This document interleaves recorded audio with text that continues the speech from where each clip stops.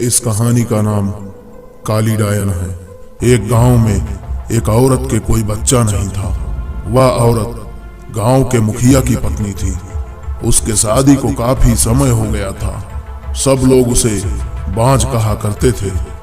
सारे गांव वाले उसका मुंह भी नहीं देखना चाहते थे। कहते थे कि इसका मुंह देख लिया तो पूरा दिन बेकार चला जाएगा। पर मुखिया की पत्नी थी, इसलिए लोग थोड़ी बहुत बातचीत कर लिया करते थे। एक दिन गांव में एक फकीर भिक्षा मांगते हुए आ पहुंचता है तो वह बातों ही बातों में उसका हाथ देखने लगता है और कहता है कि आपको तो बच्चा नहीं है।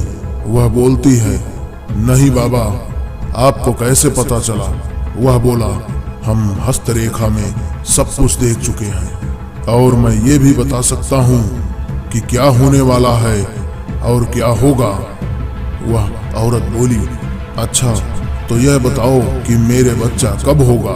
उसने कहा, आपको भगवान ने बच्चा तो नहीं दिया, पर मैं एक रास्ता बताता हूँ, वह सुनो।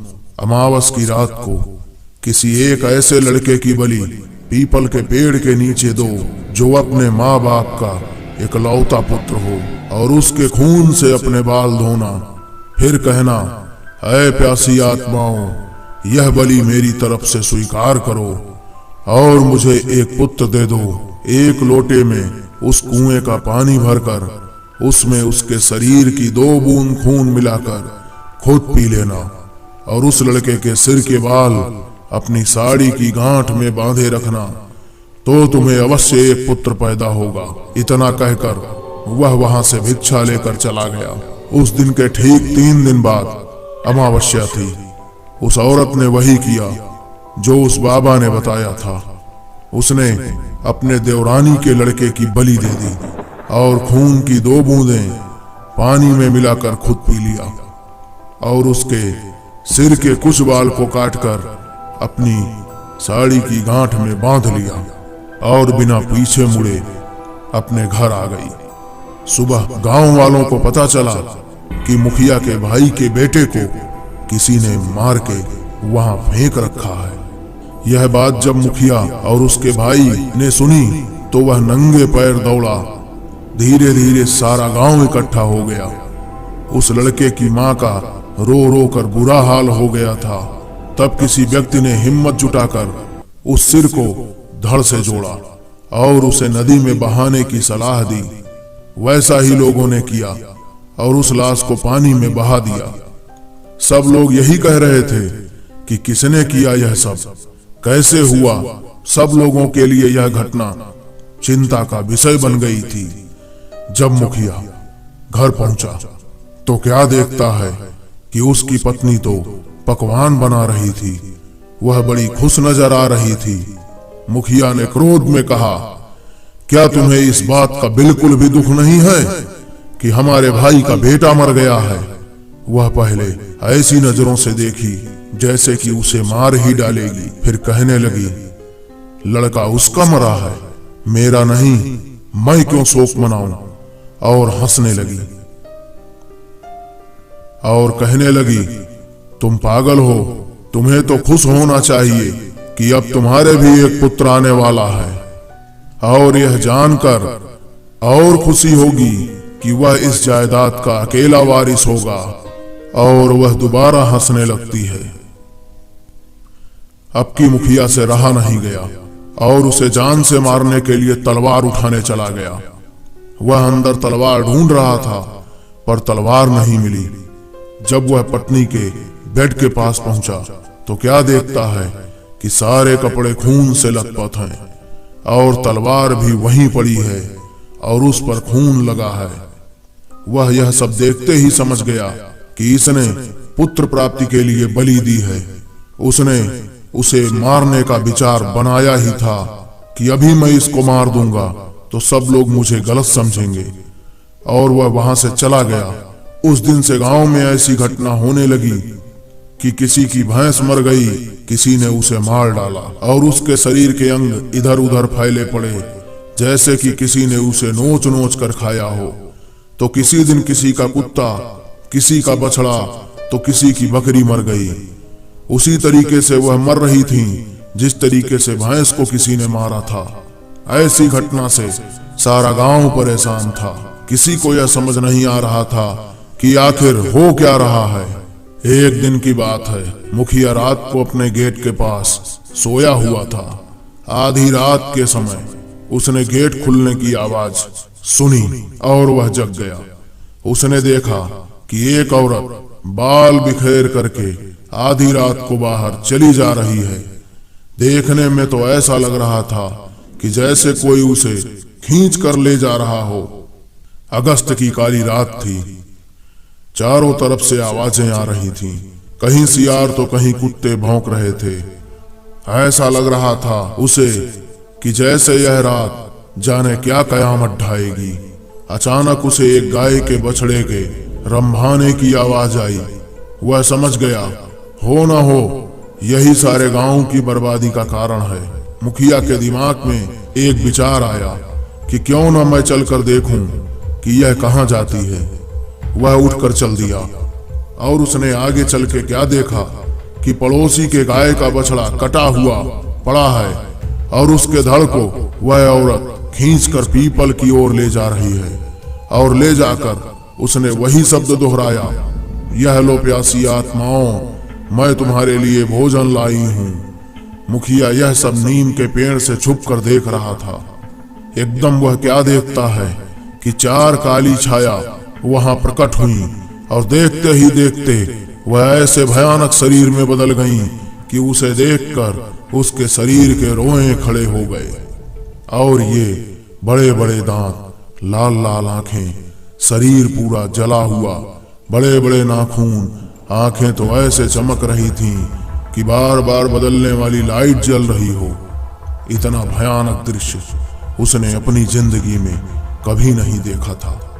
वह क्या देखता है कि वो चारों भूत और उसकी पत्नी उस लाश को खाने लगी, दोनों हाथों से लपालप, जैसे कि कोई भूखा व्यक्ति खाने पर टूट पड़ता है। यह सब देखकर मुखिया के पैर के नीचे की जमीन खिसक गई कि उसकी पत्नी एक डायन है। जब उन्होंने सारे मांस को नोच नोच कर खा डाला, तब उसने भूतों की एक बात सुनी और कहा कि बस 3 दिन बाद फिर अमावस्या है और हमारी शक्ति उस दिन बढ़ जाएगी।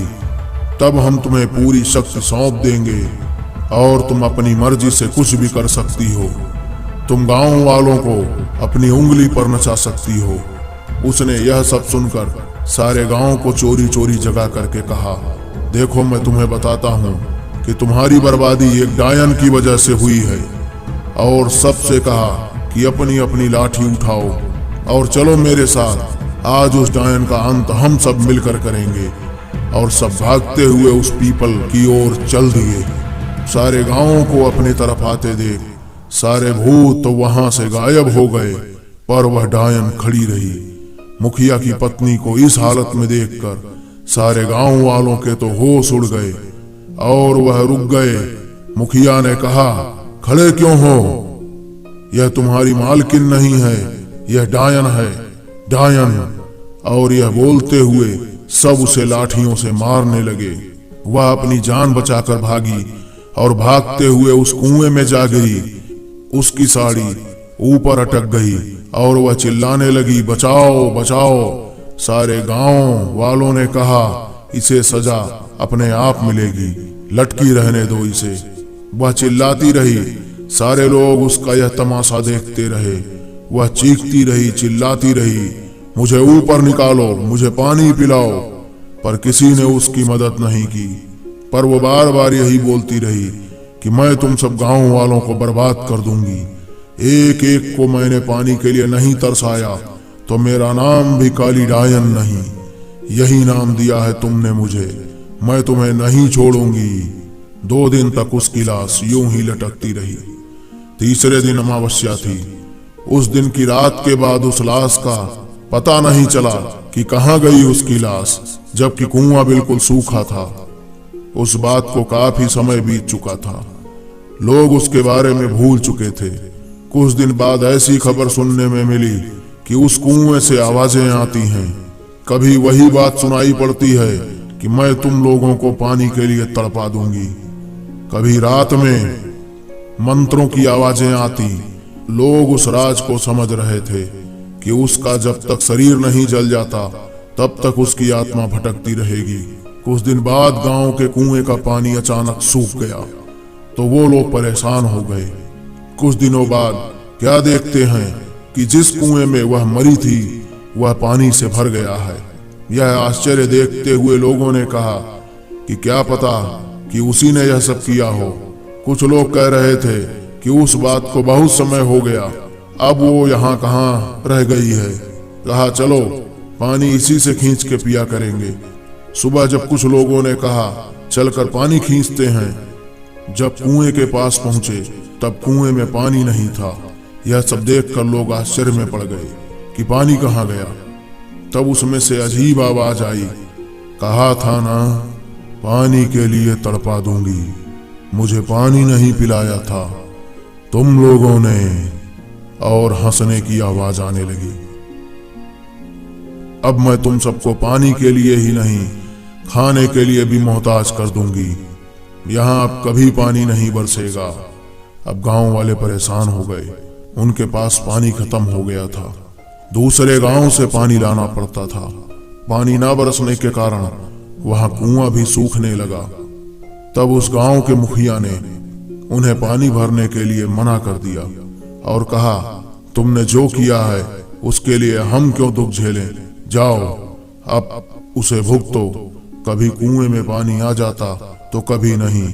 जब गांव वाले प्यास से परेशान हो गए तो कुछ लोगों ने उससे पानी खींच लिया और जैसे ही पिया उनका पूरा शरीर पूरी तरह सड़ गया। किसी को चर्म रोग हो गया, किसी के हाथ पैर गलना शुरू हो गए। यह भयानक दृश्य देखकर और लोगों ने तो उसे छुआ तक नहीं। अब गांव वालों की बुरी दशा हो गई। सब लोग भगवान को याद करने लगे, भगवान यह सब किस जन्म के पापों की सजा दे रहा है। चारों तरफ हाहाकार मच गया था। उस दिन से गांव में तो जैसे मातम छा गया हो। दूसरे दिन सुबह उस गांव से एक बाबा आता हुआ नजर आया। सफेद वस्त्र, माथे पे तिलक, हाथ में कमंडल, एक हाथ में माला। बस वो आगे बढ़ा चला आ रहा था। सब गांव वालों ने उस बाबा को आते देखा तो सब लोग उसके चरणों में गिर पड़े, हमें इस संकट से बचा लो। उन्होंने कहा क्या बात है, आप सारे गांव वाले इतने परेशान क्यों हो। तब गांव वालों ने सारी बात उनको बताई। तब बाबा ने कहा कि मैं तुम्हारी इस काम में अवश्य मदद करूंगा और कहा मैं कल अपने शिष्य को लेकर आऊंगा, क्योंकि इस काम के लिए मुझे एक सद्भाव और ईश्वर पर विश्वास करने वाले व्यक्ति की जरूरत है और मेरा शिष्य बुद्धि में भी निपुण है। आप लोग धैर्य रखिए, मैं अवश्य वापस आऊंगा। यह कहकर बाबा वहां से चले गए। दूसरे दिन सुबह सुबह वह अपने शिष्य के साथ वहां पर पहुंच गए। सब लोगों ने उनको प्रणाम किया और बाबा ने कहा कि कुछ लोग जाकर पूजा पाठ का सामान ले आओ, मैं यहाँ पर पूजा शुरू करूंगा। और अपने शिष्य से कहा तुम इस कुएं में अंदर जाकर उस डायन का अंत करोगे और तुम्हें कुछ ध्यान में रखने वाली बातें मैं बताता हूँ कि इस कुएं में उतरने से पहले तुम्हें सच्चे मन से उस ऊपर वाले का स्मरण करके बिना मुंह में पानी जाए हुए नीचे पहुंचना पड़ेगा और तुम्हें इस कुएं की गहराई यानी आखिरी अंत तक पहुंचना पड़ेगा।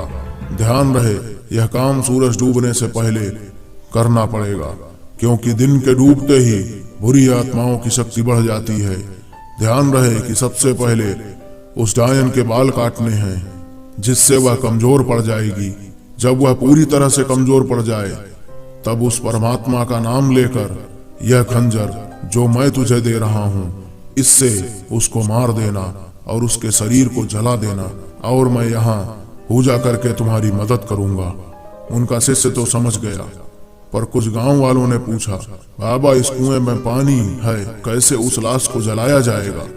तब बाबा ने बताया कि जैसे ही वो कमजोर होगी और इस पवित्र खंजर को उसके शरीर में प्रवेश कराया जाएगा, यह सब पानी सूख जाएगा और अपने आप लाश बाहर आ जाएगी। उसके बाद सब लोग उसे जला देना। तब गांव वालों को समझ में आ गया। बाबा ने अपने शिष्य से कहा कि अब देर मत करो, तुम जल्दी जाओ। उनके शिष्य ने उस परमात्मा का नाम लेकर उस कुएं में छलांग लगा दी और इधर बाबा मंत्रों से पूजा करने लगे। जब उनका शिष्य वहां पहुंचा तो क्या देखता है कि नीचे एक भयानक आत्मा बैठी हुई है और अंदर चारों तरफ मंत्रों की आवाजें आ रही हैं। और जैसे ही वह उसके पास पहुंचा तो उसे पता चल गया कि यह वही है जिससे सब परेशान हैं। और वह पीछे मुड़कर देख के बोली, कौन हो तुम और यहाँ क्यों आए हो? तो उनका शिष्य बोला कि मैं गुरुजी का शिष्य हूँ और गांव वालों की तरफ से मैं यहाँ आया हूँ कि मैं तुमसे इन लोगों को मुक्त कर सकूं। तो वह डायन पूरी ताकत से हंसते हुए बोली, अरे लौट जा यहाँ से, अपने प्राण बचा ले। तो वह शिष्य बोला, नहीं तो क्या तुम मुझे मार डालोगी? वह बोली, समझदार हो, अपना प्राण बचाना चाहते हो तो भाग जाओ। तो उसका शिष्य बोलता है, नहीं, तुम्हें इस कुएं को छोड़ करके जाना पड़ेगा।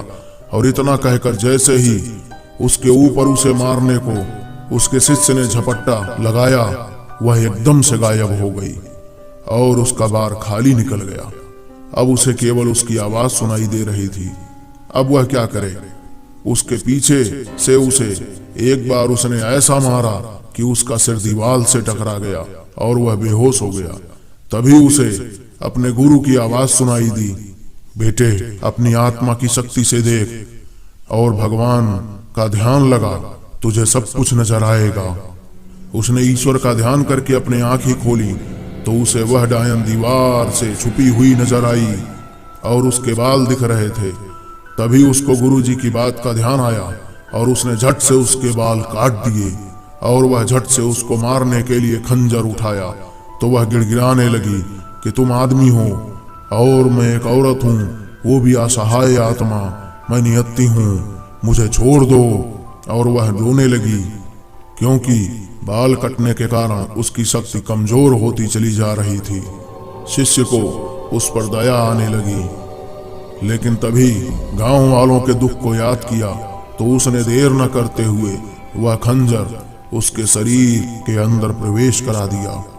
और जैसे ही खंजर अंदर गया वहां सारा पानी सूख गया और वह आत्मा एक शरीर में परिवर्तित हो गई और वह कुएं के ऊपर वापस आ गई और उसे वहीं पर सारे लोगों ने तत्काल जला दिया। लेकिन जैसे ही वह जलने लगी वह चीख करके बोलने लगी कि मैं वापस आऊंगी, मैं वापस आऊंगी। लेकिन बाबा यह जानते थे कि अब वह वापस नहीं आ पाएगी। गांव वाले डर गए और उन्होंने हड़बड़ा करके बाबा से पूछा कि बाबा यह तो वापस आने के लिए कह रही है। तो उन्होंने कहा, नहीं, अब यह वापस नहीं आ पाएगी। और धीरे धीरे उस गांव में फिर से बरसात होने लगी, पानी आने लगा और सभी खुशहाल जिंदगी व्यतीत करने लगे। तो दोस्तों, यह थी काली डायन की कहानी। आपको कैसी लगी हमें कमेंट में जरूर बताइएगा। और अगर आपके पास भी ऐसा कोई अनुभव या ऐसी कोई कहानी हो तो हमारे फेसबुक पेज पर जरूर शेयर करें। चैनल को सब्सक्राइब नहीं किया है तो सब्सक्राइब करें, बेल आइकन को दबाएं, जिससे कि हमारे आने वाले सभी नोटिफिकेशन आपको मिलते रहें। वीडियो को लाइक शेयर जरूर करें। और हाँ, तब तक के लिए खुश रहें, स्वस्थ रहें। Thank you.